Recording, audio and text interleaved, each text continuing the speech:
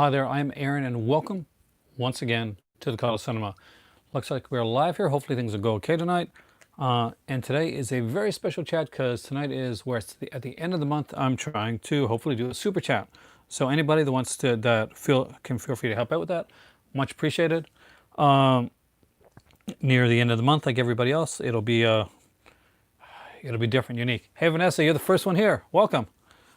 What I'm doing tonight, well, I'll be doing some random talk and conversation and stuff, but one of the big things tonight is I'm going to do, and this I wanted to make this special for Super Chat, was I'm going to talk about some of my, hey Chris, some of my all-time favorite films. And like I always mention, like Black Christmas, I always say I love Black Christmas, 1974 film, that's, it's one of my favorites. But tonight we're going to look a little bit, we're going to bit of a deep dive into some other films and like movies that I really love. That I've watched several times.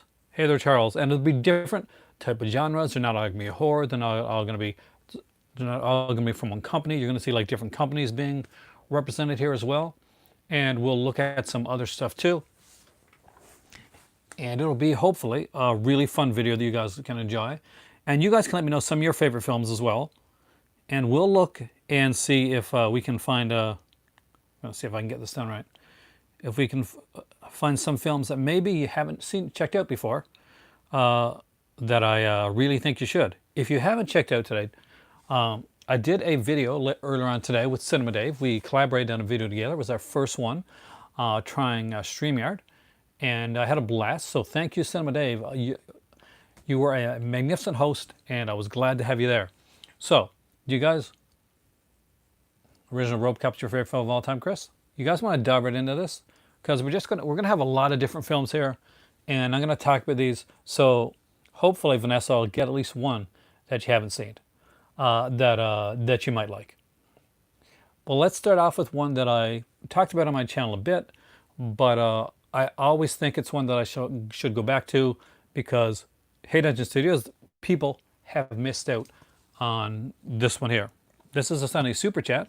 So if anybody wants to help out with the Super Chat part of it, get a sticker, highlight a question, always appreciate it. Dark City for Sci-Fi, Charles, I love Dark City. Actually, do I have that here? That needs a really good release. So here's one that I still think I've gotten people to watch, and everybody that has seen it after I've recommended it, hey there Alan, has really loved the film. So hopefully if there's anybody out there that has still not seen this film, this is one to check out. So BFI put out this release right here called Deep End. And they put it on Blu-ray, I think, on their BFI Flipside releases, and they put it on DVD as well. Now, at the time when I was in London, BFI was having a film festival at the time, so there were a lot of BFI releases that were on sale, and they were up at the counter really close, up at Fops and up in HMV. So if you have not seen this movie, I 110% recommend, Alan, check it out, man. This film. This is an incredible, incredible film. And there are some really great features on here as well. It's really hard to explain this without giving things away, because it is one of those movies that you think you know where it's going. You think you know exactly what it is. And it takes a shocking, shocking turn. Oh, Vanessa, seriously. BFI are cool for they're like Criterion for the UK. They do amazing stuff. So not only does this have like the film, which by the way has an appearance by the incredible Diana Dors. Hey Indy, welcome back, man. Good luck on your first class back. Hey there, Cinematech. If anybody hasn't checked this out, not only is this a really good release from BFI, and there's a reason to get that, they have a 74-minute feature-length documentary on here as well, talking about the making of the film. There is a short documentary basically explaining the film, and there is a 10-minute featurette, short film called Careless Love. It's 10 minutes long, and it is fascinating, and horrifying. It the short film on here, much like Deep End, is going to at a point hit you in the gut. It's a gut punch type of film. Deep End is as well. It stars John Mulder Brown, Jane Asher is in this one, beautiful Jane Asher, and pretty much it is about a guy that works at a London swimming baths.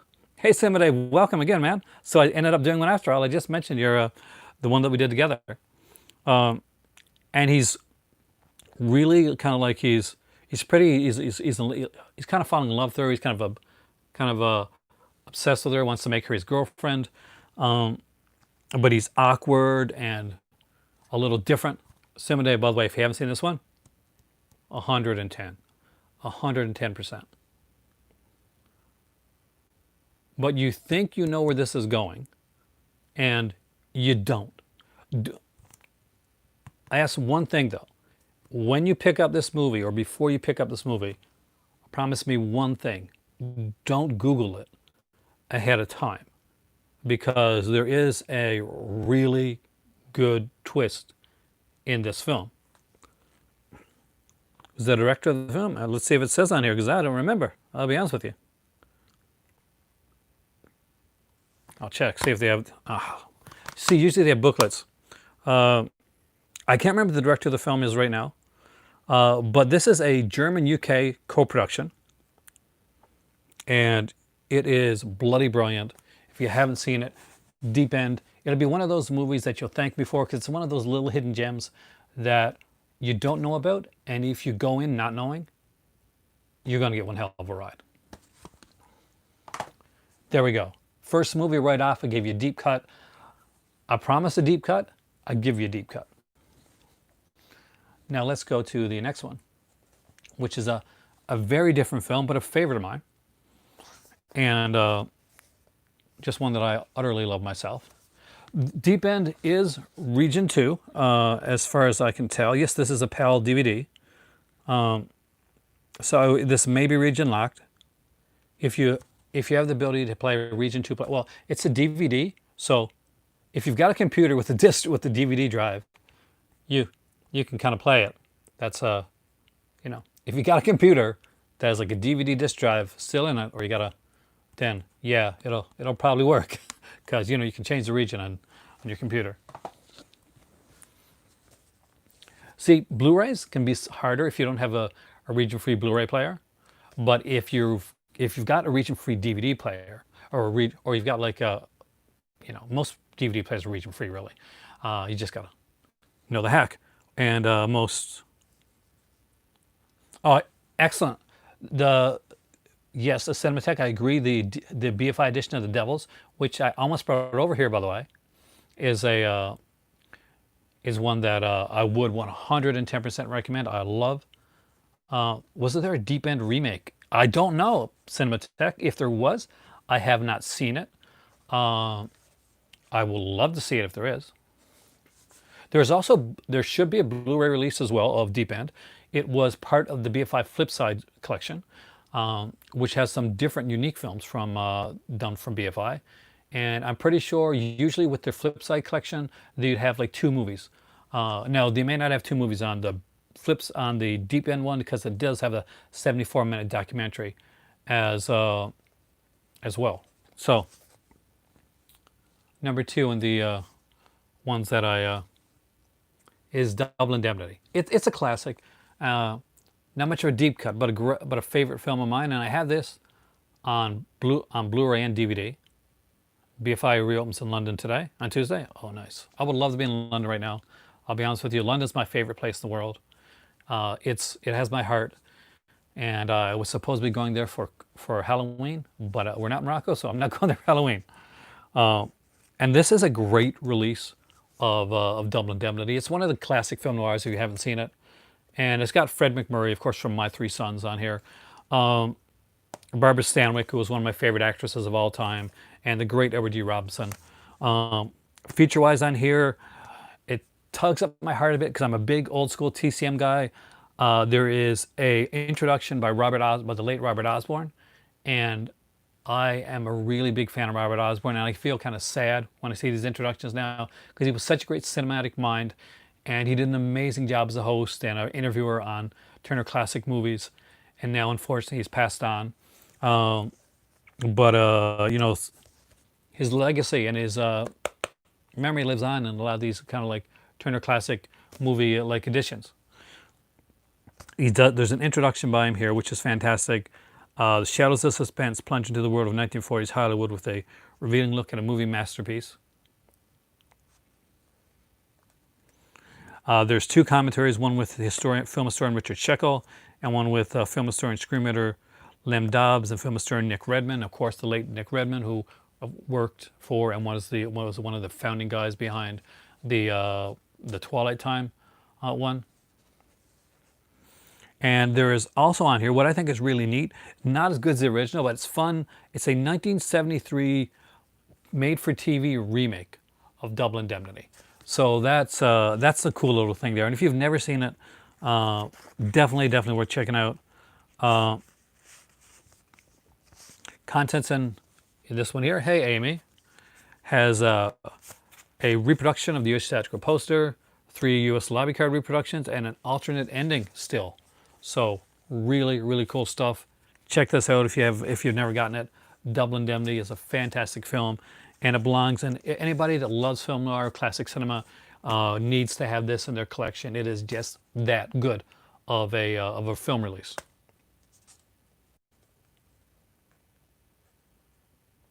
I'll keep Letterboxd open, send them a text during my stream so you can add films that you haven't seen. Hopefully add a deep end if you haven't seen it. But if you've seen it, that's fantastic.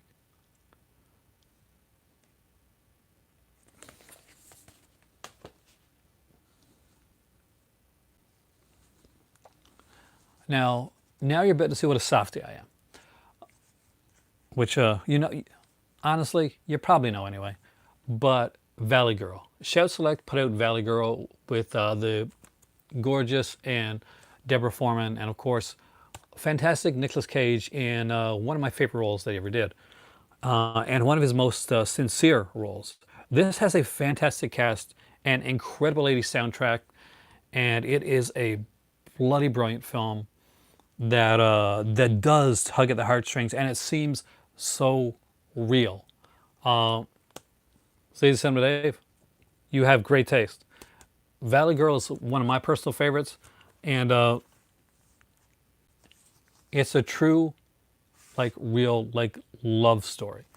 It's kind of a, it's the whole Romeo and Juliet thing, but not to the extent of Romeo and Juliet.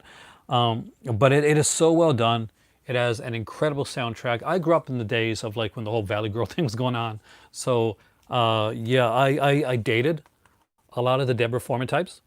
So I dated a lot of Valley Girls. So it does take me back to my teen years as well. There are a lot of great features on here too, by the way. This is a new 4K scan of this. There is an interview with director Martha Coolidge, E.J. Daly, and Heidi Holliker, who was really interesting. Greetings from the Valley, history of the San Fernando Valley with Tommy Galanis, extended cast and crew interviews from 2003, brand new storyboard to film comparisons, auto commentary with Coolidge, original music video from Modern English and the Plimsolls, in conversation with Martha Coolidge and Nicolas Cage, and making featurettes and interviews with cast and crew. Hey there, Kay, welcome, man. But Valley Girl is an incredible release, and it does have the original artwork if you're kind of like neat little thing. So look at the post at this here. So everybody's seen Valley Girl. Well, I'm guessing a lot of you guys here have been old enough to see Valley Girl. Cinema Dave, you've seen Valley Girl. Vanessa, you've seen it. So look right there. See the girl? That's not the star of the film. That is not Deborah Foreman. Actually, that is a minor character that is kind of, I think, like the ex-girlfriend of Nicolas Cage's character. But it is not Deborah Foreman. She's actually not on for some reason, she's not on the poster of the film, and she never was. Hey there, Richard.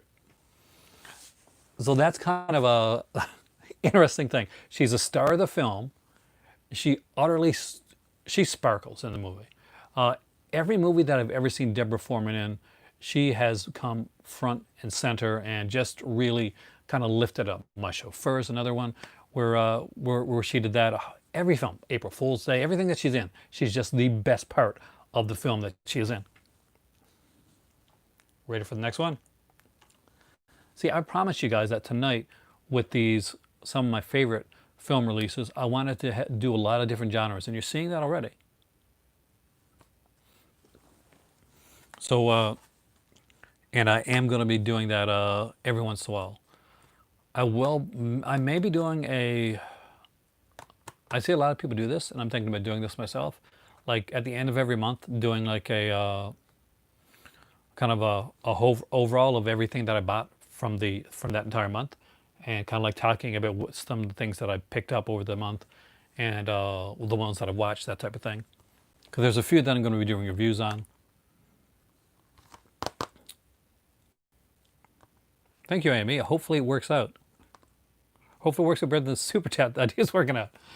So I, the Jury, as you guys know, if you watch my channel, I love this movie.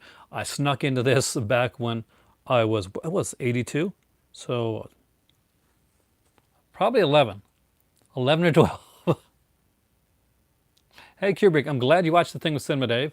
He's a great host, and we're hoping and hope that Cinema Dave is going to do this maybe once a month if Cinema Dave is down with it, to like do a kind of a collaboration video, talking about like things over the month and kind of stuff that we watched and stuff like that. So this is I, the Jury. If you haven't seen this one, guys, this is an incredible. This is a very 80s film. Hey there, Steve. And it, of course, it's a Mickey Spillane one. It has Armand Desante as a very different Mike Hammer, but he does a really good job. And basically, Mike Hammer is out to catch this serial killer. There is some incredible music in here. Actors, like the cast in this is just loaded. We got aside from Armand Desante, we got Barbara Carrera, Alan King, Lauren Landon, of course, from Maniac Cop fame. Hey there, CK. No, that's okay. If you see me making that mistake, you can feel free to call me out on that, and it's okay to be upset if I don't remember to read the comment as I answer the question. I do try to. Sometimes the comments go so fast that I can't, and that's the reasoning behind that. But anytime that I can, I will do my best to make sure, because I want to make sure everybody can be included. So don't ever feel bad about making a comment. That is perfectly fine. Is your right to do. That's why you're here. We got Jeffrey Lewis in this one as well. Paul Sorvino. Did I ever watch the Mike Hammer TV series? I did. It starred Stacy Keach. It's really good. The original series, the original like run of the series, because it has two runs. There's Mike Hammer series with Stacy Keach, and then there's the new Mike Hammer series.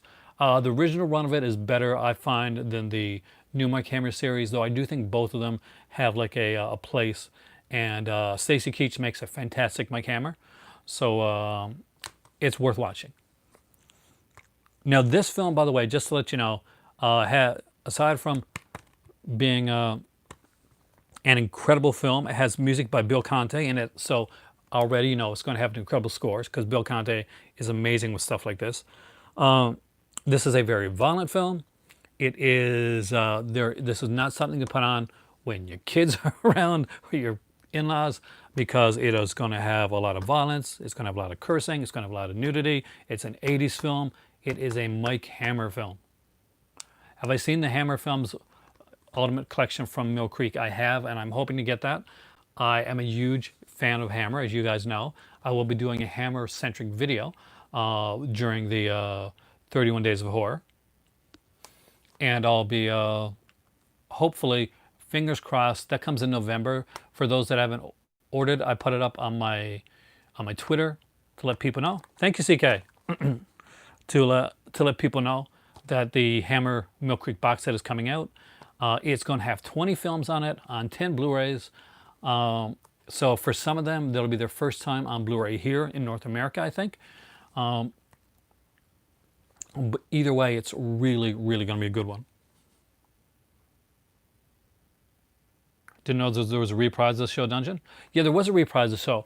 I think the original Stacy Keach Mike Hammer was filmed in a different location.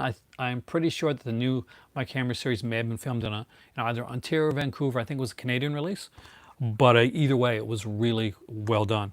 And for anybody that hasn't checked this out, this also has an audio commentary with Nathaniel Thompson, who is really, really good. Mondo Digital, guys. And I recommend this film wholeheartedly.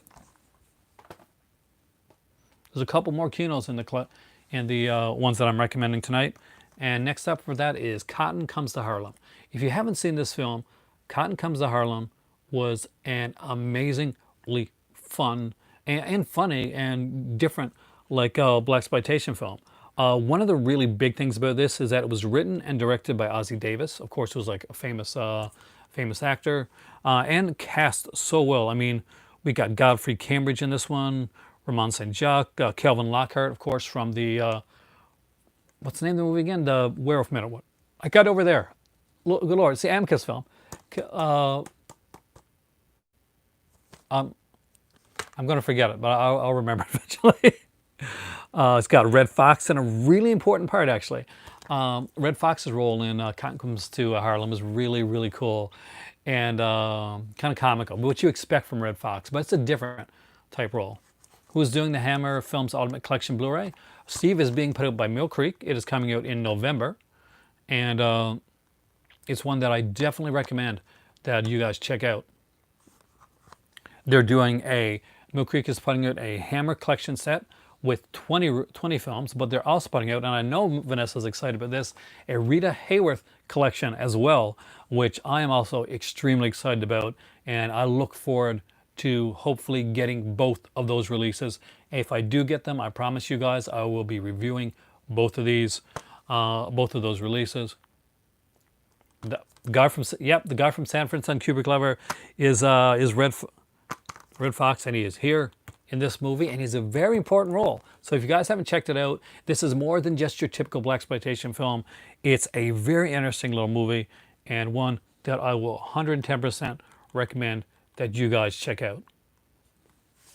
Will I be getting the Jodorowsky set, Cinematheque? Well, hopefully, not right away. There are so many sets coming out right now. The big thing is that we've got because there's the Friday 13th set, the Agnes Varda set recently came out. There was of course, there's the Gamera set. There was the Adele Adams set that came out earlier on. Thank you, Chris.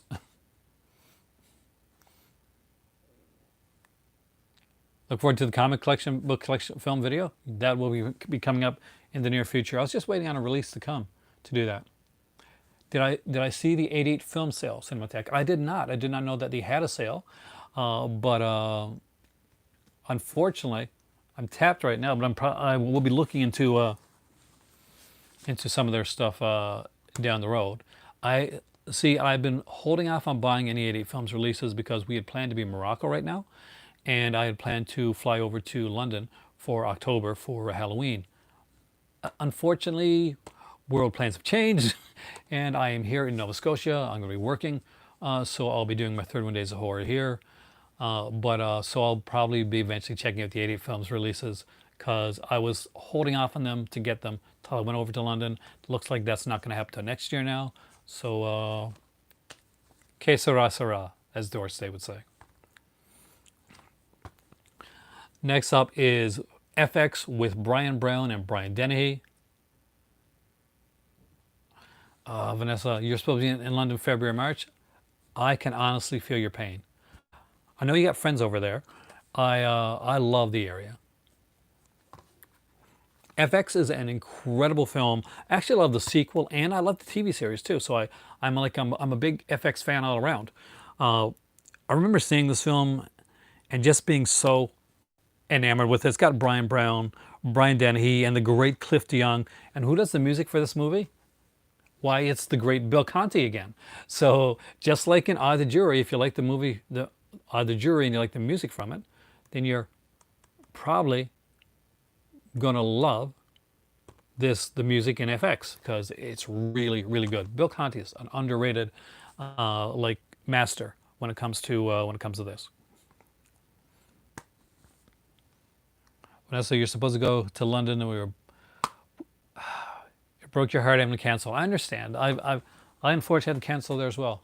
Cinematheque, FOP Covent Gardens is the store that I went to, like on a regular basis when I was in London. You know, you could have passed by me and not even really realized it over there at FOP. I even bought like a FOP mug, which I'm very proud of because at the time I wasn't sure if they were still going to be open up or not because I knew there were some changes coming. Luckily, they're one of the stores that stayed. Hey there, Sculter. We're doing some of my favorite films list tonight.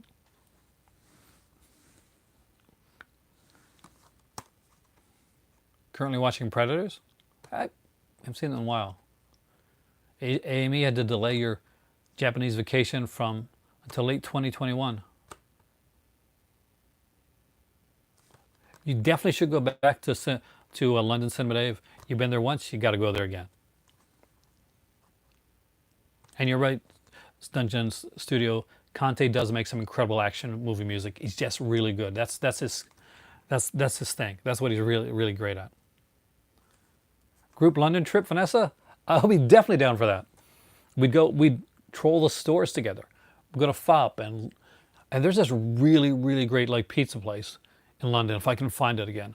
We were like going through the area because well we were staying at my better half's cousin's, and that was near that was on Baker Street, just off Baker Street.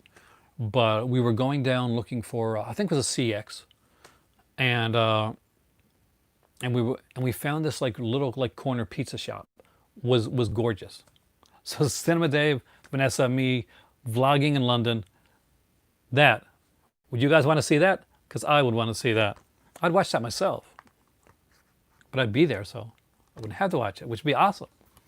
All right, next is The Party, which is a fantastic little Peter Sellers film. Hey there, Richard. Hanging out on vacation in Wildwood, New Jersey. I wish I was on vacation anywhere right now, Richard, because I'll be honest with you, I would love to be there. As a fan of class of 1984, you recommend School on Fire. I will check that out. Bangers Pizza. I don't think that's the name of it. Interesting name though.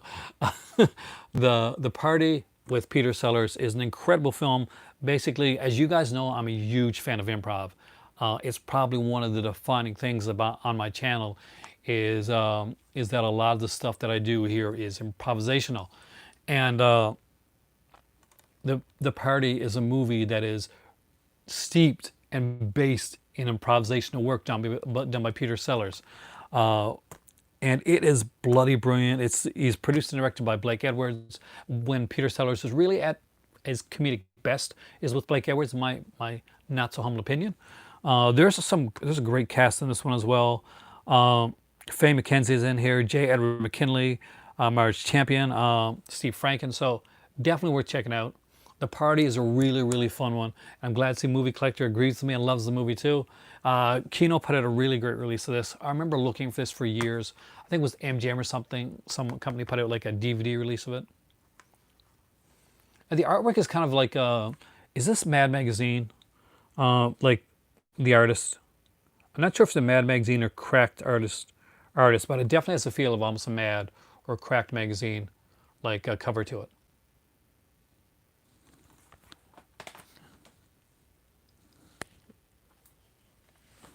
So the last Kindle over one on my in the collection you got The Party from Eureka. Oh, Eureka put out an edition of The Party. Sculptor, did that have like a booklet with it?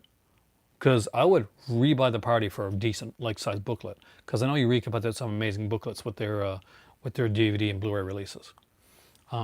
So that's something that I would, if I was over in London, I would be looking for. So there, Vanessa, Dave, if we ever go to London, we got to look for The Party, the Eureka edition.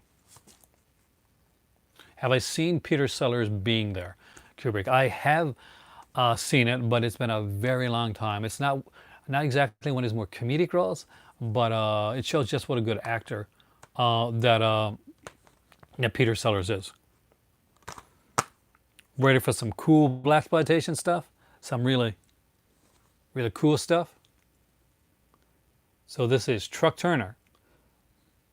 See, not, Isaac Hayes did not only sing the song from Shaft, but he got his own blaxploitation film, and you know what? It's really fun.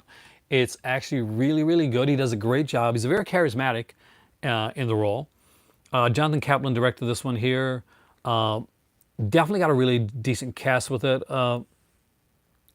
Music score composed and performed by Isaac Hayes. So I already know you're going to get this really cool little music score for this one here. So if you have never seen this movie, no booklet. Sacre bleu. Doesn't fit, but we'll go with that. And it's got the great Yafet Koto in here as well. Hey there, Captain Horror. Welcome. There's a lot of love for being there. I really like that. Welcome, Old School, who of course was over there for the video that I did with Cinema Dave. This one has this is Truck Turner. Actually, it's a really great release. It has an audio commentary by the director, Jonathan Kaplan. There's a Q&A at the New Beverly with Kaplan, the stuntman, Bob Miner, hosted by Joe Dante. There's a Trailers from Hell with Ernest Dickinson, radio spots, an original theatrical trailer. For those that are unaware, Bob Miner it was one of the great stuntmen of all time. And I think he was the first black stuntman to make it into the Stuntman Hall of Fame. You guys can like fact check me on that. Pretty sure, but if I'm wrong, you guys can let me know. But definitely an excellent release, and I would strongly recommend it. Time to put a Vinegar Syndrome one in there, and a dark Vinegar Syndrome title, but a really good one. Hey there, Joey. Welcome, man. And a very fun one. Well, fun is an operative term. It's subjective. I find this movie a fun film. You may not so much. It is a disturbing, dark film with some very dark characters and some very questionable motives, but it is brilliant and fascinating, and you just cannot stop watching it. They should have an Oscar category for stunt people. It is definitely long overdue. Kubrick, I 110% agree with you. Scalder's got Truck Turner from 101 Films, and it came with a poster. So there, if you're over in the UK and you don't have any Truck Turner yet, the 101 Films release of Truck Turner's got a poster. How can you not have that? Get some Yafet Koto on your wall, man. So this is the Candy Snatchers. It is an incredible release from Vinegar Syndrome. They did an amazing job with this one. I really wish that I hadn't missed out on the slipcover, but this is a really fantastic film. But just 110% buy this release. Yeah, it has a great cast. You got Susan Sennett, Tiffany Bowling's in this one here, Ben Piazza, Vince Martirano, Brad David, Dolores Adorn. Who's the guy that plays the bad guy?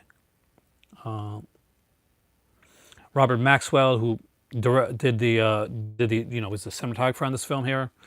Directed by Gordon Trueblood. With we got a new 4K restoration on this one. Interview with the director, interview with actor Vince Martirino, who's really good actually in this film. Digging up the past, interview with the producer. There's an audio commentary with Mondo Digital's Nathaniel Thompson on here as well, and there is an alternate artwork. It was gifted to me too, so yes, and I was so lucky to get this because I would have missed this out on this. Thank you very much. And this is the alternate artwork for the Candy Snatchers. Very similar to this artwork, actually.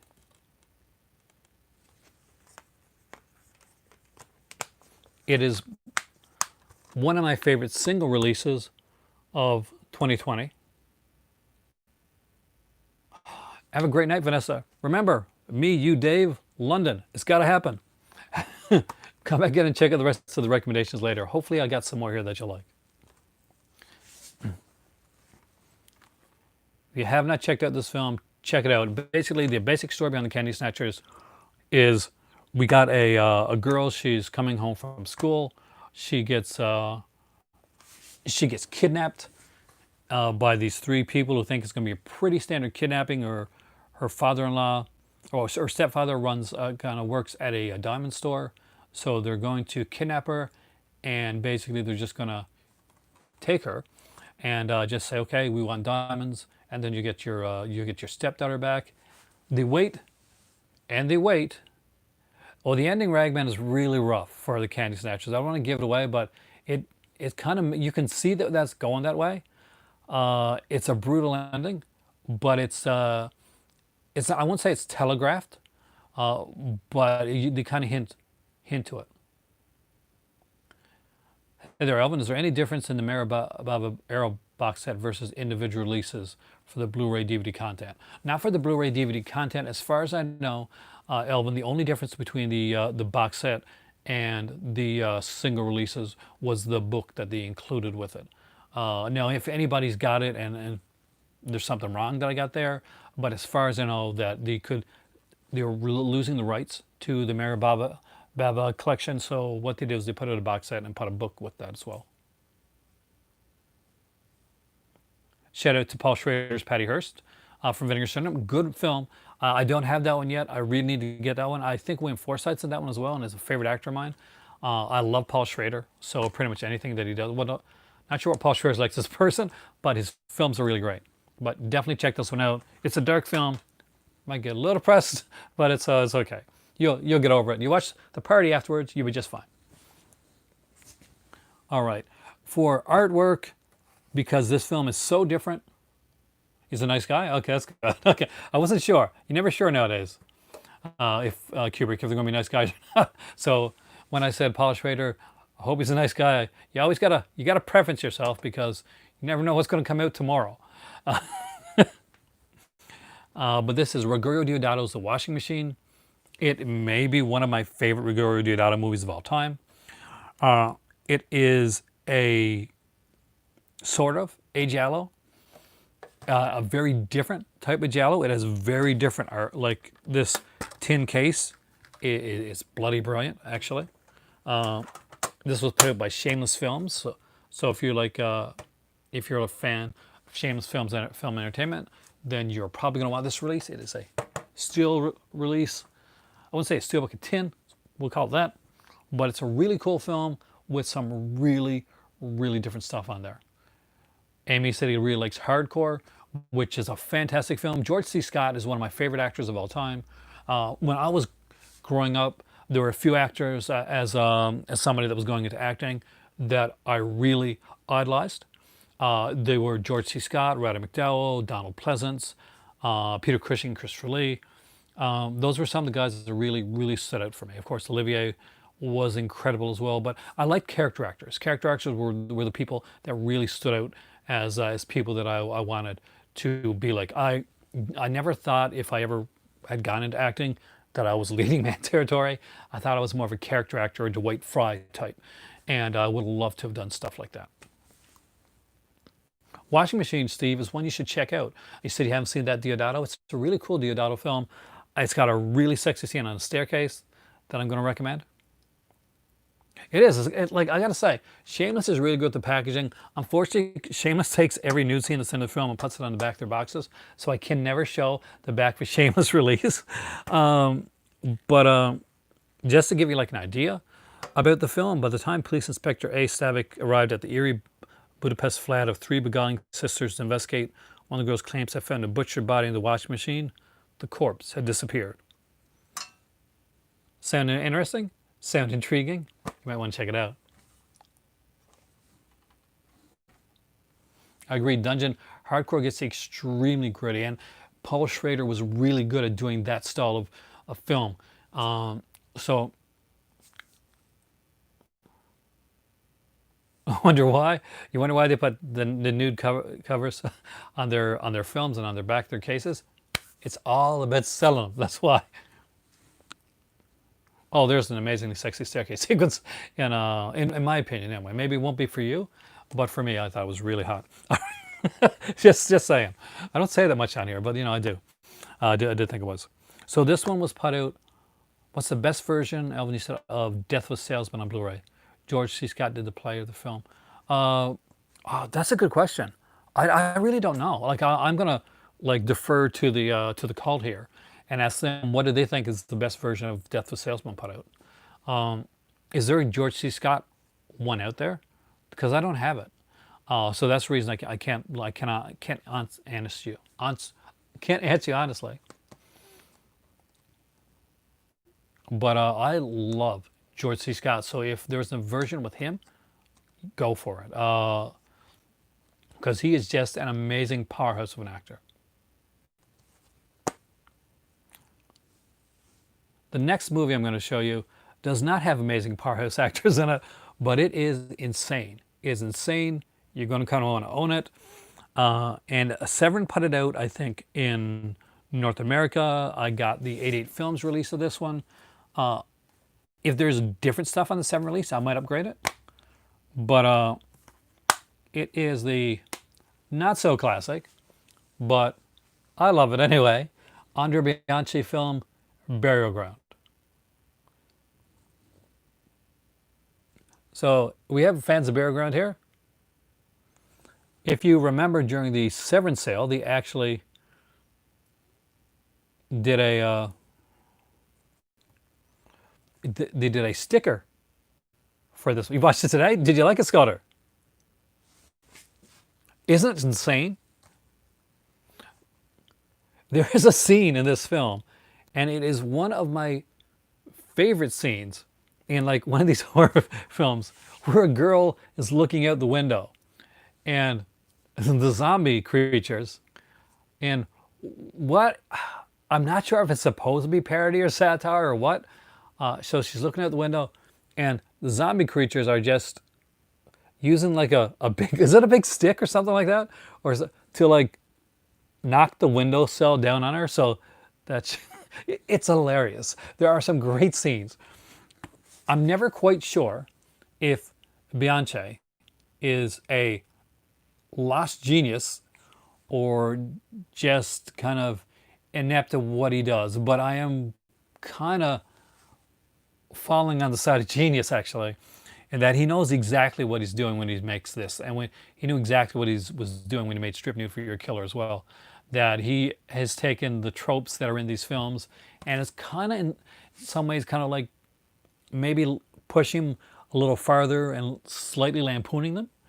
Maybe I'm giving Bianchi too much credit, but it almost seems like he does this too much in his films for this just to be like a fluke. That there's a bit more to Bianchi than we've ever given him credit for. He makes his movies a bit insane, and I don't think it's by accident. Okay, we'll do those last. Next up, and Vanessa's going to kick herself for not being here for these because we're getting some Criterion stuff.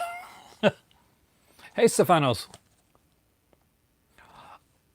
Thank you so much. Stefanos actually, okay, Steve, Stefanos. I'll go with Stefanos just for sure. Actually, is sending a film over my way. He got a film, and it was a Region 2 release. So, but it's a film that I'm a really, really big fan of. So I'm very excited to get it. So I won't say what it is because I will open it up if it's okay with him on here so you guys can see, and it'll be one of my early September releases. Or like kind of unboxings. I think I got one other boxing coming in September right now.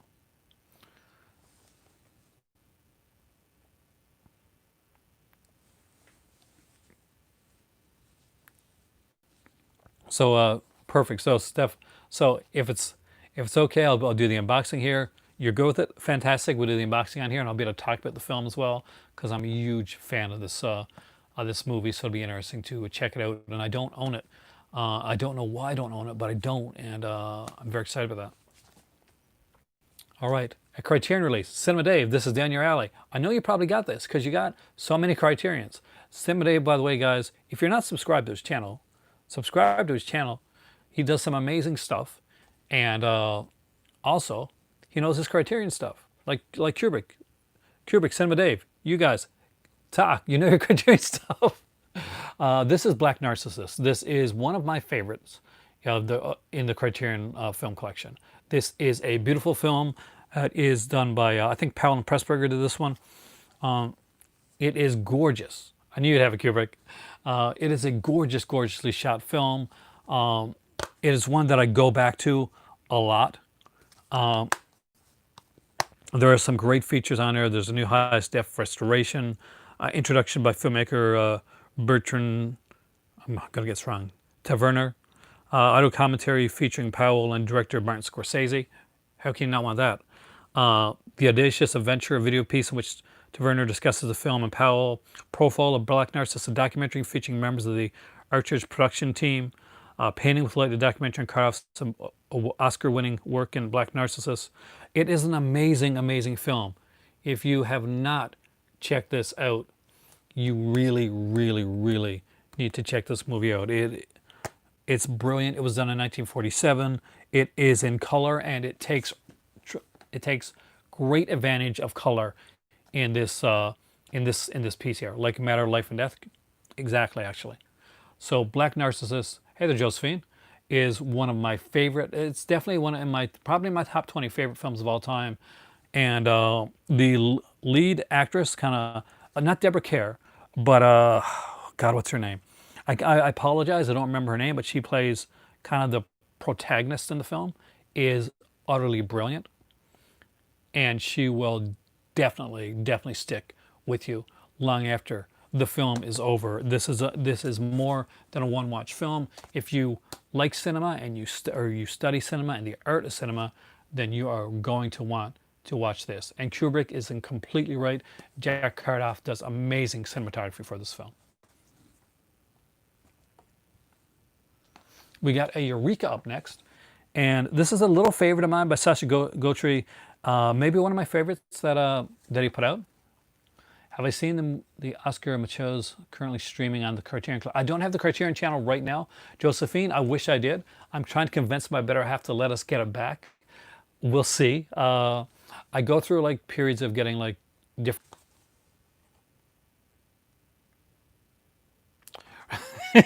Just make sure it's connected.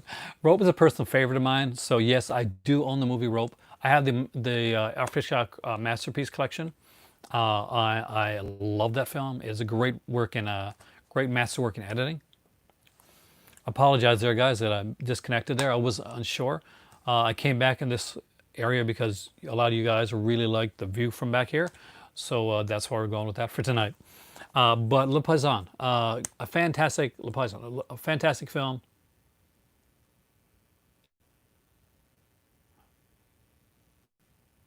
That I 110% recommend.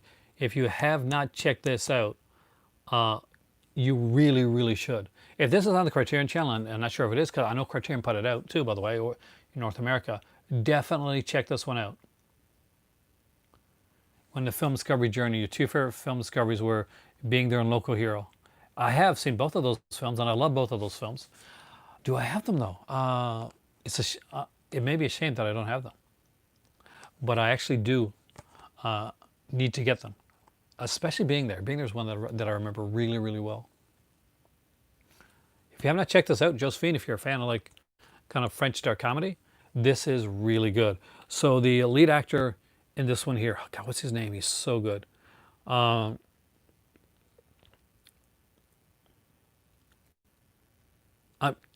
think it's Michael Simone. Yeah, Michael Simone This is a really fun film. Basically, it is about a husband and wife. They've been together for a very long time. They truly hate each other. And I don't mean like they have little snide comments towards each other.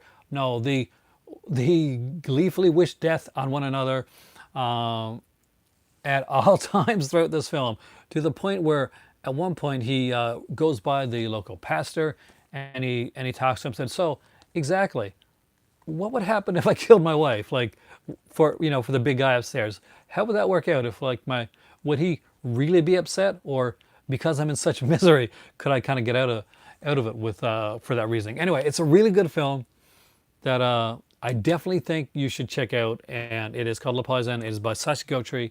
Arrow Video put out a box set of some of his early stuff. but this is my particular favorite film of his. I'm a huge fan of Michael Simone as well, so definitely check it out.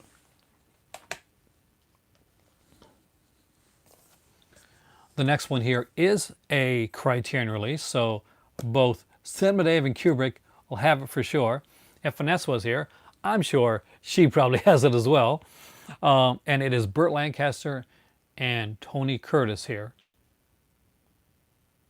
Le Pesant maybe OP. A Scolder, I think it was put out by Criterion afterwards though. Like I don't know if the Criterion's out of print. You may be able to get it through there. I'm gonna play with my Coral Jaws water gun a little bit. It'll be used on my channel. Sweet Smell of Success. It is a brilliant film. Hey there, Pinga. It has like great writing. There's what I've been doing, Pinga, today. Yes, what you missed. So I've been doing basically some releases, like some of my favorite releases. Have I seen Whiskey Galore? I have actually. This one here, I strongly recommend. If you love what's the word that I'm going to use? If you love dialogue, if you ever want to write, you have to watch this film, and not just watch this film. You have to listen to this film. It's supposed to be talking Kubrick. That's the whole idea. The key to Sweet Smell of Success is in the dialogue. As a writer, I can just say this is a masterwork for anybody that wants to write films.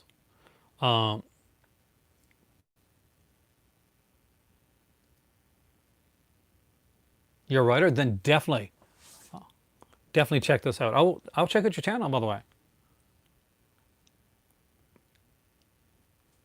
So Josephine, I think you're gonna like this one. The dialogue is it's snappy, it's smart, and it just works really well.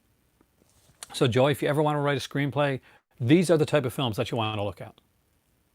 You want to look at stuff that have really great writing. Do you know one of the reasons that Stephen King has been so popular over the years is because he can take the words that are coming out of regular people and put it into a book and make it sound like real regular people are talking, rather as opposed to a conversation that's sometimes in some books or films can sound like it's stilted, or that it's forced, or that it's being said to push a narrative along. Really good dialogue seems natural. And Sweet Smell of Success, I'm not sure if it's always natural, but it is always brilliant. And that's something that you got to look for when it comes to film writing. So that one is a master course when it comes to film writing. Joey, you want to write a screenplay? You want to write a script? Do it. You can do it, man. Just start writing. Write every day, and it doesn't matter if you're feeling blocked. Just write something. Write every day, and it doesn't matter if you use what you write every day. Just get into that whole like pattern of doing this every day. It'll work a lot. King considers his writing fast food authoring. He does, and I would, because King is not an obnoxious dude. King is pretty much is pretty humble about it. But you know one thing that fast food and like regular conversation have in common. Everybody, it pretty much everybody can understand it. It works for everybody, and it does that way. What's my favorite food or restaurant movies? Ooh, that's a good question. That is a really good question. I really don't know. I remember Diner back in the day. I don't know if it's my favorite though. Eating Raoul. I loved Eating Raoul. I'm a real big Paul Bartel fan. So I'm not sure. Eating Raoul was really, Tampopo was fantastic. That's a movie that I watched over and over again. I originally cut that on CBC Late Night. I talked about CBC Late Night a lot on here, but Tampopo, Eating Raoul are two films that really stand out. Criterion is putting out adaptation. Actually, it's been a long time. I got an adaptation here somewhere, but I like the regular release of it. My Dinner with Andre. I never even thought about that one. My Dinner with Andre the Giant. Why yes, it is a fantastic film. An amazing, incredible film noir, directed by Robert Aldrich, starring Ralph Meeker, Wesley Addy, Albert Decker, Paul Stewart. It is. Hey there, Call. Hey there, Call. Hey there, Sumo. Welcome, man. This is Kiss Me Deadly. It is a brilliant film. If you've ever watched the movie Repo Man owes a great debt to the movie Kiss Me Deadly. If you have seen Kiss Me Deadly and you've seen Repo Man, you know exactly what that connection is that I'm talking about.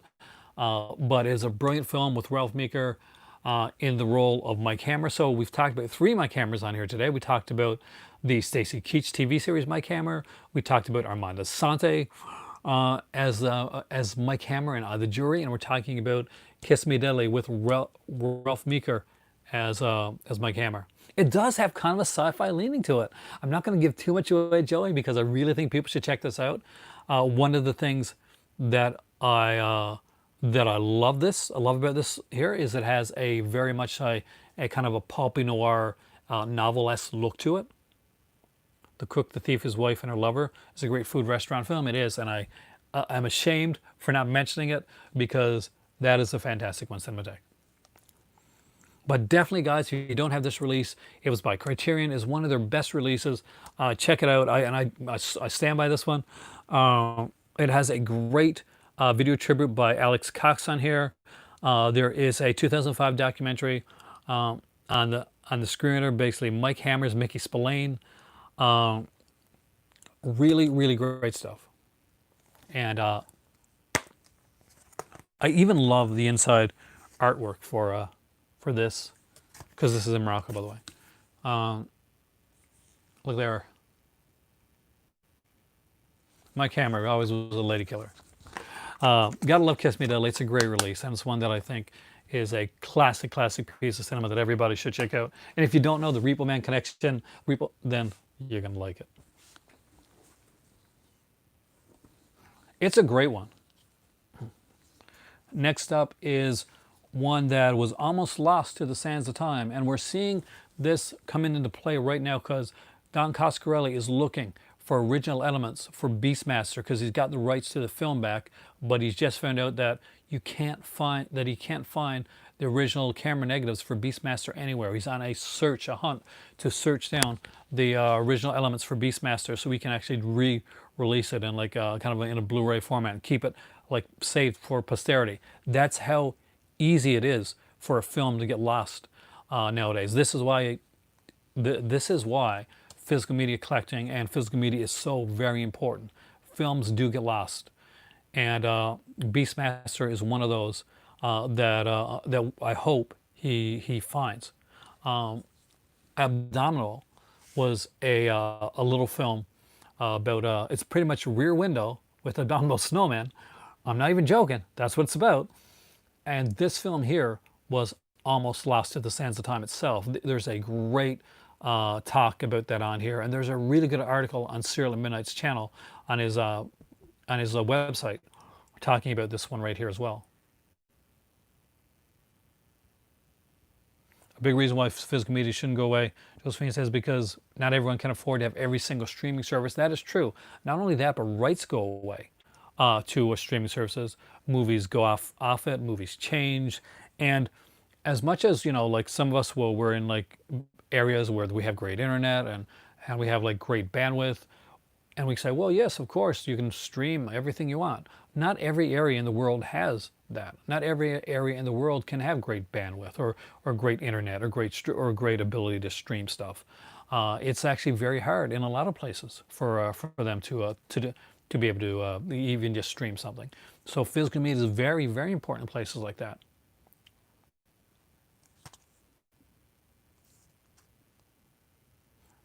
AME said you bought more physical media in the last 5 years than you have in your whole life. You know what? In the last 8 years for me, it's been like that. Probably around getting right to the 9 or 10 year period that it's been like this for me.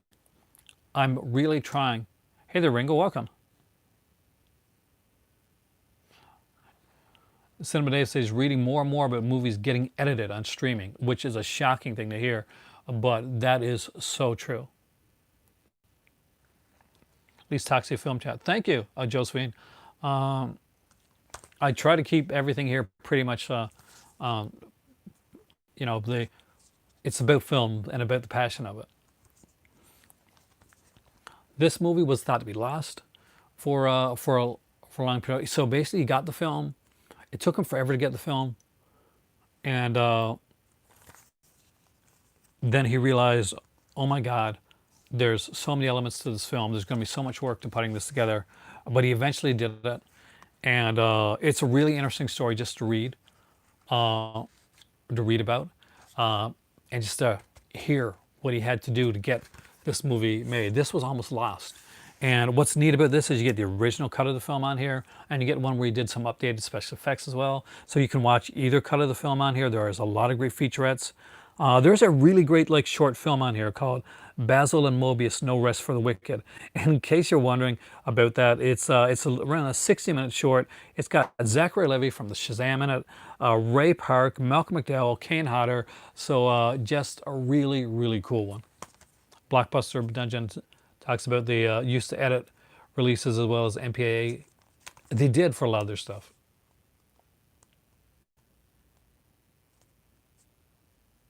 Release the Snyder Cut, Alejandro Jodorowsky, in regards to Dune. Hold my beer. I would love to see Jodorowsky's Dune. I remember the documentary, Josephine, that was so amazing. It was so fascinating. I do this when I really, really like something. A lot is basically I would go back and like if there's a movie or documentary that I like a lot, I will finish it. I'll say, okay, I need to watch that one more time.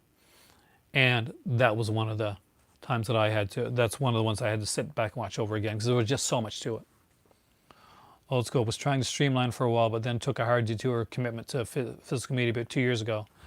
Happy with your choice. I'm so glad that you did. Because streaming channels come and go, and it's a big fight right now between all the streaming channels to see which ones are actually going to survive. That's the sad truth. Not every one of them are going to survive this. So movies will get lost along the way. And the only way you can 110% ensure that you're going to be able to watch the movie the way that you want to see it without any cuts, edits, changes in the sound or anything like that, or dip in quality, is by owning the actual physical release of that. Elric and Brian, you like Pure Cinema podcast? Pure Cinema is an amazing podcast. Elric Kane and Brian Sauer are incredible on that. Brian Sauer is actually a good friend of mine. I'm not sure if you've ever listened to his Just to This podcast, but I've been on that a couple times, around 3 or 4 times now. And he is a really great host. Read 3 comments above. Blockbuster took the nude deal of Titanic. That's like one of the key scenes. Well, Josephine, I was the guy, the Vinegar Syndrome guy, on Just the Disc, and then I became like one of the To Watch Pile guys. So if you listen to all their stuff, you're gonna hear you're gonna hear me a few times. Hopefully I come off okay. One more comment above that. You think both physical media and streaming are important, and they'll probably go to the way the collector for physical media, I'm guessing you're thinking. And people that just want to watch stuff and not own it are going to be more like a casual, you're thinking, is going to be more for streaming. I think we're going to get into like an area where we're going to get more collecting when it comes to physical media, like as like collectors and stuff. But I do think that you'll get a bit of a backlash if any studio goes to push towards primarily and only like a streaming format. As much as people think that you're gonna that audiences won't care and that it won't make a difference to them, it is definitely going to make a difference to some people, even some people that are more casual buyers. There's a reason that the $5 bin in Walmart and the DVD section, the Blu-ray section of Walmart is still there. The casuals still come in and they still want to have movies, even if only a few in their collections. The DVD ones, by the way, if you wonder why you see so much DVD stuff there, is a lot of people have like DVD players like in their car, taking their kids out, or they got a cabin somewhere, they don't have a Blu-ray player there, they just got an old school DVD player. Maybe they just upgraded their VHS to a DVD player and that works perfectly for a cabin. And it's just a cheap way to just have a movie night.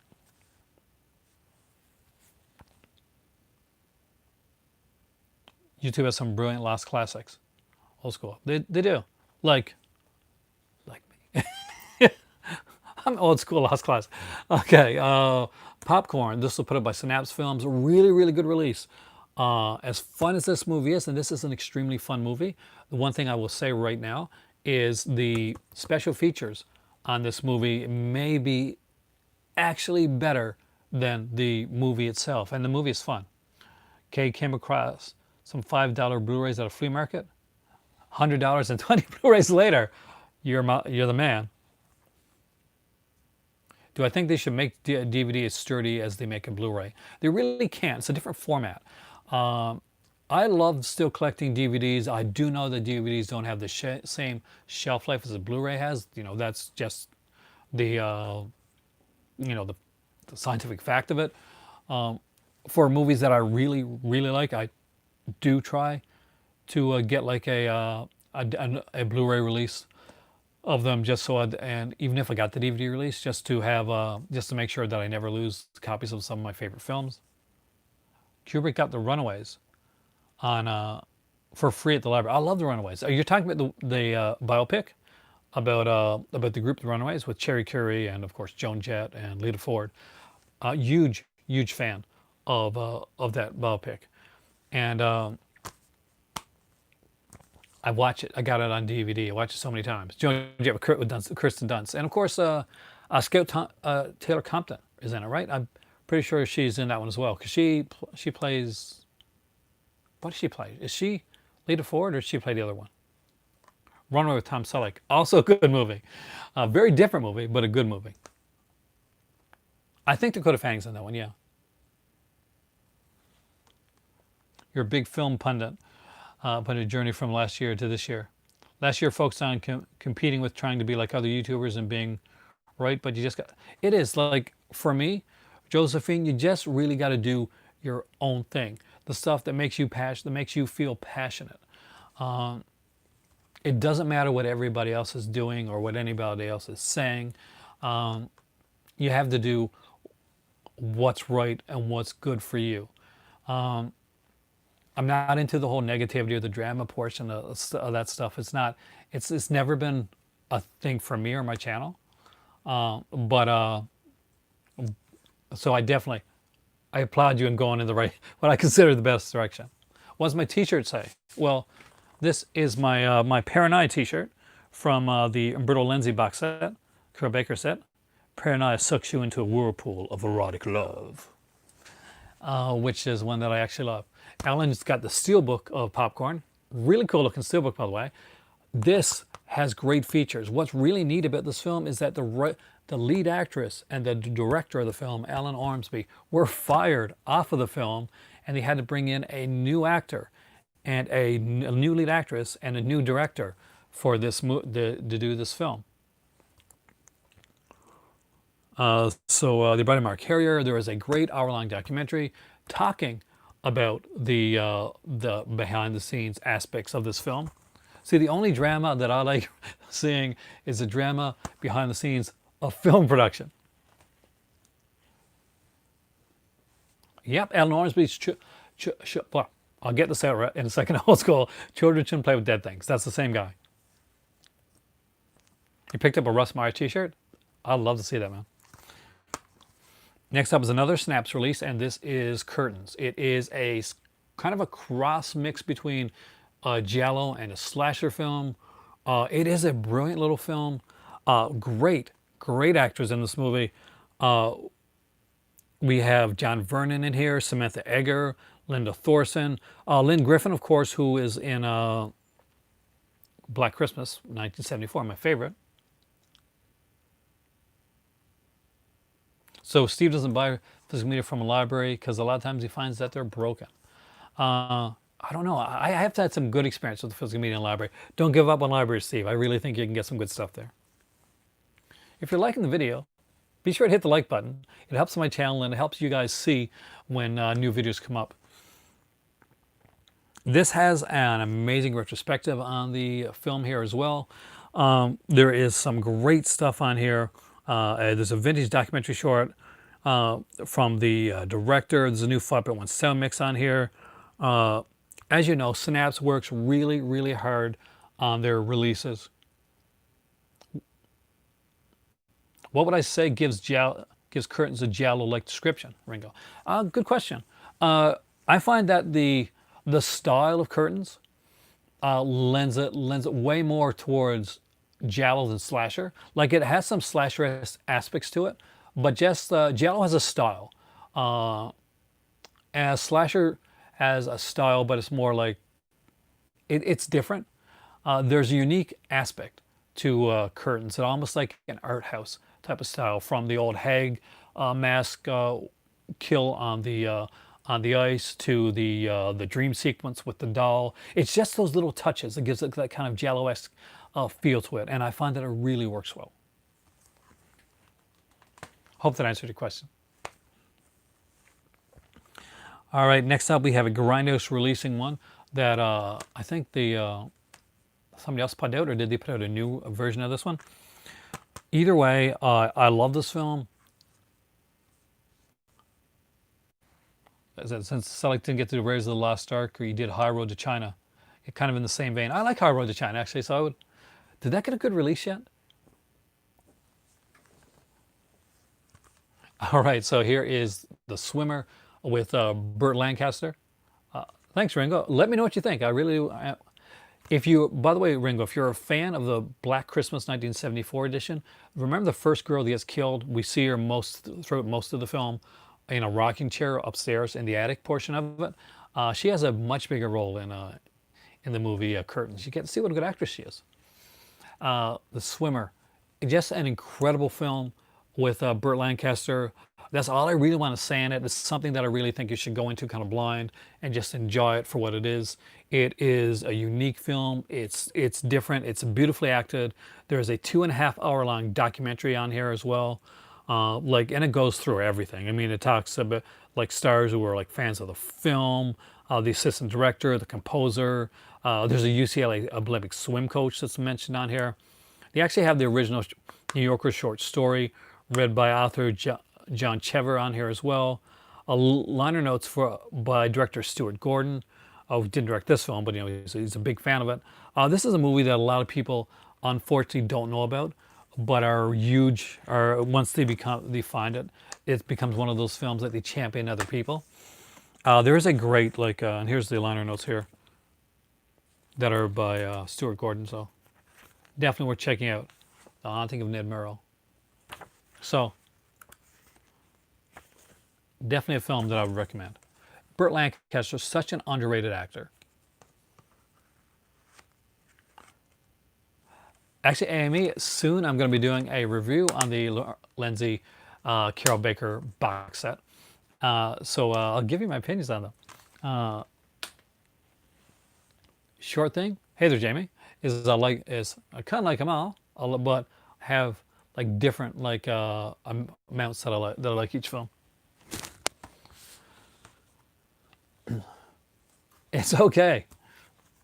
The whole fact about having you don't have to apologize about derailing the conversation, because that's the whole thing around here, is that there's the conversation that I got going on and the ones where I'm responding to you, and there's other side conversations that go on as well. I'm glad to see a lot of love for Burt Lancaster here, like in Twilight's Last Gleaming and Scalp Hunters. What's the weather like where I'm at? It's okay. It was warmer today, but I'm kind of hoping for fall. I want fall to come in. Hey, Leroy Green, welcome, man. I'm glad you like it, and no kung fu, but it's still a really good film. And I love fall because I just love the way that fall is. I love you can put on a light jacket. You're kind of walking through those leaves. It's crisp. It's the crunch through the leaves is just amazing. All right, next up is Blind Date. It's a Nico Mastorakis film. Swimming can be training for Kung Fu. So true. This is a really cool little film. I really enjoy this one here. It stars Joseph Bottoms, who is a favorite actor of mine. Of course, he would be in the soap opera Santa Barbara. It also has Kirstie Alley, a small part by Marina Sirtis, and it has Keir Dullea in it as well. So an incredible cast in this one here. There is a really good documentary here on the early works of Nico Mastorakis, and this is a brand new 4K scan of the original negative of the director's cut of the film. And there's a music video trailer, versatile artwork, so we'll look at that as well. And this is the other art for Blind Date. This was a VHS art, by the way, which I saw when I was. If you're a huge fan of like Kirstie Alley and Marina Sirtis and their, then you're like, well, I want to see lots more of Kirstie Alley and Marina Sirtis. Welcome to the movie that you've been looking for. It is Blind Date. It's a great little like kind of a mystery thriller, basically with a guy that catches up with an old girlfriend, and well, he secretly sees her, and ends up spying on her, which causes him to go blind. Unfortunately, he also realizes at around the same time that there is a serial killer that's killing girls, and that serial killer may be going after his girlfriend. So blind or not, he has to find a way to thwart the serial killer. There was another Blind Date, Leroy Green, in the 80s that starred Bruce Willis and I think Kim Basinger, if I remember correctly, which is more of more of a slapsticky type comedy film. But this one here is definitely one you want to check out because way more exciting a film. I'm gonna champion this Blind Date over the other one's good.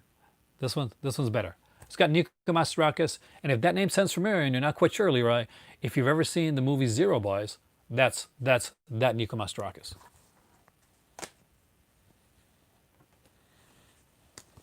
All right.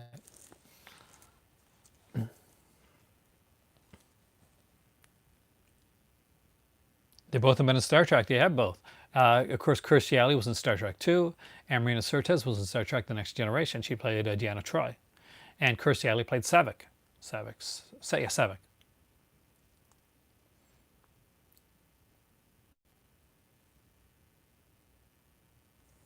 Oh, then you definitely, Leroy, if you ever said, hey, early Kirstie Alley, really cute. Marina Sirtis, really cute. Got to see it, man. Because if you like, and what's the lifespan of DVDs versus Blu-ray? Let me look into that. Actually, I'll do a video one of these days. I want to talk about DVD versus Blu-ray. Next up is another Scorpion release, and one that I really enjoy, but I always forget to talk about it on here. Blind Date is the name of the horror experience you had recently. Oh no. Marina Sirtis did a couple of films, like you said she was in Death Wish 2.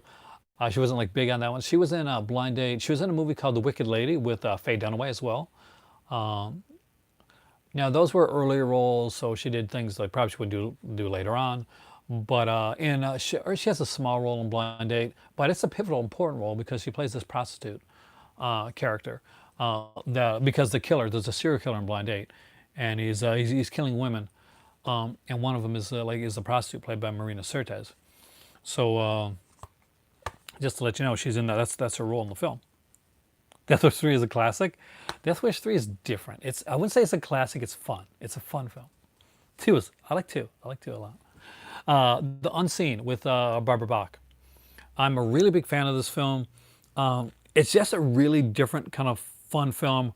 A very different role for Stephen Furst. A very early role for him in this one here. So this apparently, Herb R. Simons presents this original story by makeup legend Stan Winston and Tom Berman, written by Kim Henkel, who did was one of the guys behind Texas Chainsaw Massacre, and directed by Friday the 13th, Danny Steinman. So yes, Danny Steinman directed Friday the 13th, and of course Part 5, and Savage Streets, which is a really good Linda Blair film, also directed this one here, The Unseen. I really like this film. It's about this TV reporter, Barbara Bach. She's come down to this area with two of her friends, and they end up staying. They can't get into this hotel, so they got to end up staying as kind of like this bed and breakfast type place. And somebody's watching them. And unfortunately, this person is doing more than watching, which means it's going to get deadly. That's the one thing, more than just a Bond girl. Yep, she's definitely more than just a Bond girl, more than Mrs. Ringo Starr. One of the best Bond girls, actually.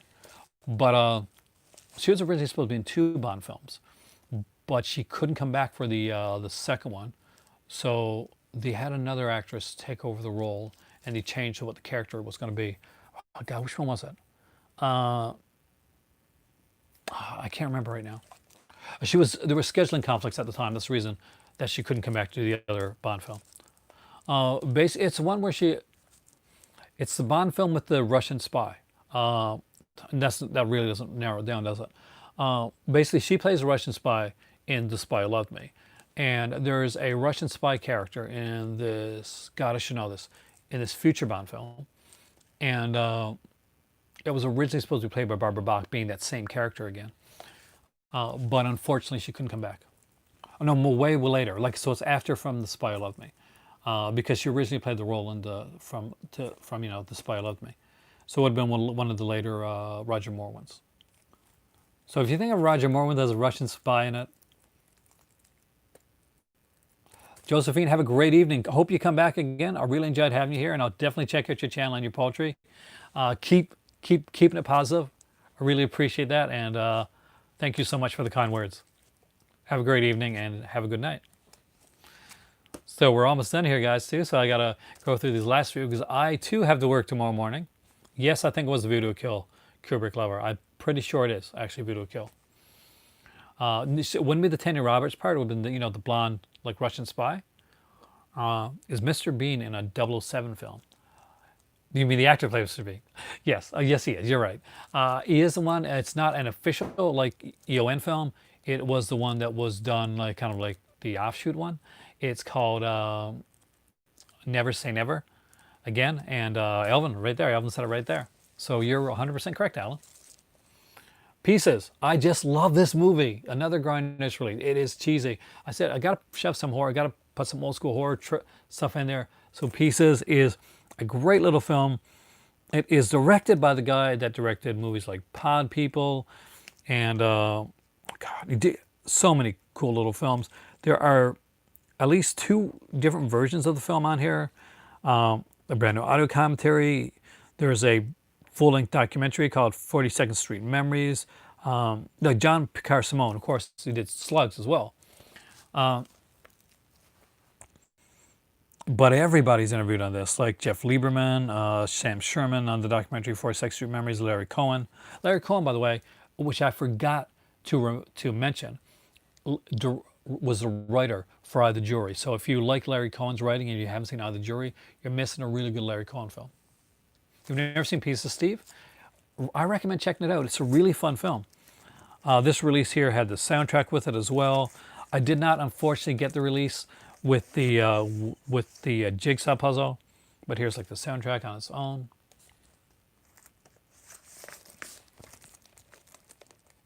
It is extremely fun, and you're right, Jamie. Pieces is an extremely demented, fun film. And where else are you going to see a movie where the gardener is played by Bluto from Robert Altman's Popeye than John Picard Simone's Pieces? Had to put this one in here. There's a 4K edition of this one out now, but I do love my my Blu-ray edition of the film. And that is Zombie. I have the eye injury edition. I'm a big kid. I just love this.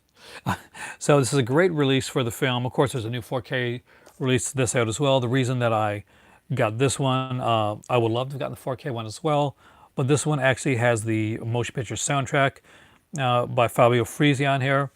And I'm a big fan of soundtracks, and I've been collecting like a lot of the releases that have soundtracks. Severin is doing a lot of these. Blue Underground has done a bunch of these. The new Daughters of the Darkness 4K release is the first time that Blue Underground is going to be having the CD soundtrack on with their 4K release.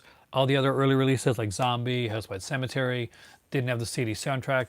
Doubters of Darkness will be the first one. That'll be 4K and also include the CD soundtrack as well. You're right, David does have the Aaron Panchisi stamp of approval. I love this film, and I just got to watch it over and over again. Sumo said this is his favorite pick of the year, Fantastic Edition. It is a great film. There were different lenticular covers for this one here, but you know me, guys. I got to go for the one that's kind of the grossest. Second last, did I manage to go to the drive-in and watch this Exorcist with Josh? I didn't, Elvin, but I was at the drive-in last night. Last night. No, Friday night. Sorry, guys. I watched Tenet, which was a bloody brilliant film. I didn't understand everything that was in it. I will definitely be going back to watch it again. It's more than a one-watch film. It's an own. It's a definite own. And it is, if you ever wanted to see Christopher Nolan making pretty much a Bond film, Tenet is that movie. I won't say anything about it other than you should see it. They played it with Bill and Ted, the third film, Bill and Ted, whatever the third Bill and Ted film is called. But Tenet ran at 2.5 hours long. My better half wasn't feeling the best, so we left after watching Tenet. We didn't get to see the Bill and Ted one. They did mention, to make a long story short or a short story long, that they will be bringing back The Exorcist sometime in the next month. So we did already say that we are going to go see it. Bill and Ted Face the Music. Thank you, old school. I forgot the name there, and I was at the, So hopefully, they said when they play The Exorcist again, they might be playing with Tenet and another film. It might be Bill and Ted. So I might go see Exorcist and Bill and Ted and just like not see Tenet because I've already seen it. And as much as I want to see it again, I think I want to see it again in my own home before I watch it again. I do recommend it though. Tenebrae. Speaking of words, movies with start with 10. Tenebrae is a great release. Do I like Dennis Villeneuve movies? You mean like Blade Runner 2049, stuff like that? Huge fan. Not sure of everything. I gotta think of like everything, but I definitely like some of his films. That's for sure. This is a great release for two. Snaps put this out in a steelbook. There is a feature-length documentary on here as well, which is brilliant. I cannot share the inside of this because it is bloody.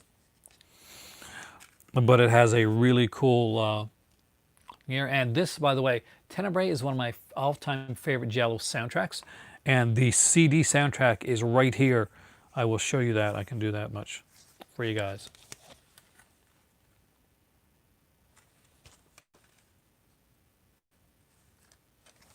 So if you've never checked out the movie Tenebrae, I definitely recommend you check it out. There's a Giallo documentary on Amazon Prime. Cinema Dave.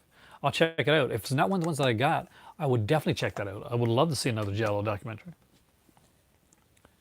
And what is the last pick for me? It's a bit of a cheesy pick. It's a bit of like a after my own heart pick. But I just want to say, don't forget to order the 4K Back to the Future trilogy box set. I kind of want to, but I got Back to the Future on Blu-ray with the cartoon series complete. I bought that. I didn't buy it. My cousin got it for me for Christmas one year. That big Back to the Future set that came out. I want to get the 4K edition down the road, but I'm trying not to double dip too much on 4K. I'm already double dipping on the Batman films on 4K, the original Batman films. The 80s ones. All the Colors of Giallo, which I think I have all the Colors of Giallo on my Severin one. Does that have a DVD? I don't think it has a DVD steelbook version as far as I know. But you can check the Synapse website. It's been a while since I checked it. So my last but not least is just Shameless box sets. I love Shameless box sets. They do such great jobs with their releases, and I just wanted to shout out some Shameless box sets. I just love their stuff. This is their Bronx Warriors trilogy box set. I think this is brilliant looking.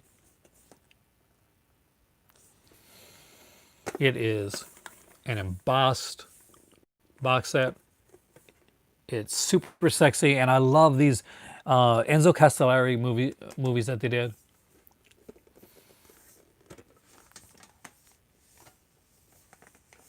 Just cheesiness. And we got the Bronx Warriors here. Escape from the Bronx. Of course, trash about these. And The New Barbarians. 3 fantastic films. Oh, Shameless did box sets. That's not all. I got a couple more to show you. There's a couple I don't have too. So this is the Shameless Sexploitation box set. There's 3 films on this. Love Goddess of the Cannibals. Satan's Baby Doll, which I think is also called Malabimba. And of course, The Beast in Space, which is stars Serpilane, who was, of course, in the movie The Beast. But this is I think an Italian version of The Beast, but now it's in space. I cannot show you the inside of art because the gimmick for this box set, the Shameless Sexploitation one, is pretty brilliant actually. So where you see like the attractive ladies there and they're clothed in that, on the inside of the box set there is artwork done, but now they're nude. What I can show you is the other side of the box, which is this. It looks like an old school kind of Betamax tape. And I love the way that's done. So if you want to see the nude side of it, you got to buy the box set. This is the Ruggero Deodato's Cinema of Death. On here we have 3 films: Cannibal Holocaust, The House on the Edge of the Park, which is one of my favorites, right alongside The Washing Machine. Yeah, kind of like the inside of Criterion Videodrome. And Phantom of Death. There's some neat stuff on here as well. And much like the other one, there's kind of like, basically there's an alternate artwork here, which basically shows the sketch work that was done to come up with this here cover art. And there you go. That has been a few of my favorite releases. Shameless are in the UK. Dark Side does a lot of Shameless stuff, giveaways and stuff like that. Dark Side's a really good horror magazine. I can't get them here now. I did grab a couple when I was in London, but I do try to every once in a while pick up some of their the virtual copies on my iPad. Anyway, for these here, and by the way, this here, like Ruggero Deodato one, was limited to 1,000, and there's this, I have number 651 of 1,000. I can't see a lot of these here. You got to check them out, but some of these here are actually region-free releases. But I would I know that the Shameless Sexploitation set is a Region 0 release, so you can watch it anywhere. Anyway, guys, I hope you guys really enjoyed this. It was a very different video of mine. Thank you, guys. Thank you to the people that did the super chat for me. That was really important, especially coming on close to the end of the month. That's when the super chat becomes the most important part of the channel, and I only tend to do it near the end of the month. So thank you so much for that. Thank you to my patrons out there. You guys are fantastic. Make sure to vote on the poll if you haven't already voted on it, Crimson Cult members. I am Aaron. This is my movie library. I had a fantastic night, you guys. Thank you so much for joining me. Be sure to like, share, subscribe, all that jazz. And I will see you guys later. You're the cult. You guys rock. You guys are awesome. And Kiss Me Deadly. Yeah, put that on your list. And Deep End. Don't forget Deep End. It was the very first movie I showed on here. And it's one of the very best. Have a great evening. It is time for tea. May the cult be with you, as Kubrick would say.